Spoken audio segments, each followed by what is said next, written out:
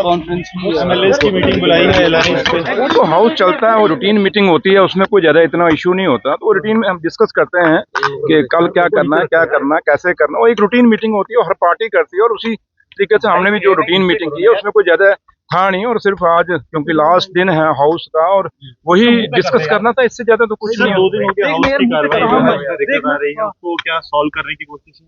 देखिए अब लास्ट दिन है और आप देखिए अंदर क्या होता है, और जो भी अब स्पीकर साहब क्या करते हैं, क्योंकि वो अपनी रूलिंग दे चुके हैं और उस रूलिंग पे अब क्या करते हैं, अपनी रूलिंग तो बैक पीछे ले नहीं सकते। लेकिन जो भी है उम्मीद यही करेंगे कि हाउस आज चलना चाहिए और अच्छे से चलना चाहिए, क्योंकि हाउस के अंदर लोगों के मसले मसाइल हैं।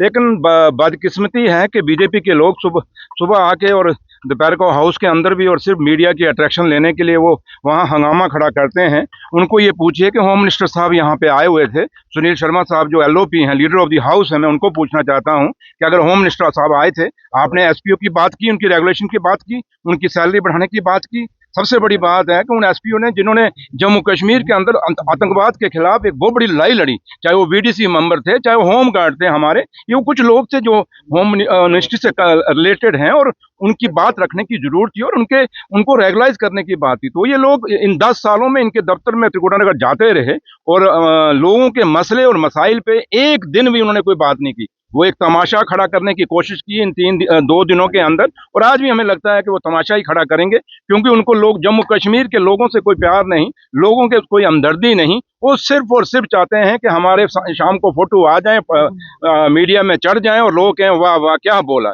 ये सिर्फ, और मैं लोगों से अपील करूंगा जम्मू कश्मीर के और खासकर जम्मू सूबे से, जहां जहां से बीजेपी के लोग जीत के आए हैं, कि आप इनसे पूछिए क्या आपने हाउस के अंदर बिजली और पानी और स्कूल या सड़कें या हॉस्पिटल के या और चीजों की बात की, इन बेरोजगार बच्चों के रोजगार की बात की, इन डेली वेजेस की आप बात जिन डेली वेजेस के लिए हमने रेगुलेशन के लिए कमेटी बना दी, आप उन पे तमाशा खड़ा करते हो। लेकिन कुछ और लोग हैं जहाँ काफी सारे मुद्दे हैं। हमारे बच्चे स्पोर्ट्स में बड़े नामी हैं, मेहनत कर रहे हैं, गाँव में दूर दराज जिन बच्चों को आज भी कोई पूछना नहीं रहा, आप उन स्पोर्ट्स के उन बच्चों के लिए कोई बात करते हैं। इसलिए मुद्दे बहुत हैं, उन मुद्दों पे बदकिस्मती से बीजेपी के लोगों ने कोई बात नहीं की। उन्होंने सिर्फ हंगामा खड़ा किया, सिर्फ इसलिए किया कि लोग हमें इस मीडिया के थ्रू देखें। और मैं भी आपसे अपील करूंगा कि इनको सवाल पूछिए, ये जो भड़काऊ देते हैं, नारेबाजी मारते हैं अंदर जाके, देखिए ये पब्लिक हाउस है, वहाँ हमने कोई जलसा नहीं है, पॉलिटिकल पार्टी का जलसा नहीं होता। ये हाउस है जहाँ से ऑफिसर बैठे होते हैं और आपने लोगों के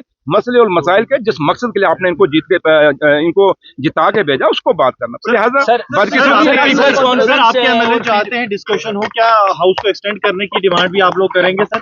ये कौन हाउस के 2 दिन अगर बढ़ाने की मांग? देखिए मैं जहां तक ताल्लुक है, अब कुछ चीजें हैं, क्योंकि मैं कुछ बात कहूंगा फिर वो कहेंगे डिप्टी सीएम ये कह गया।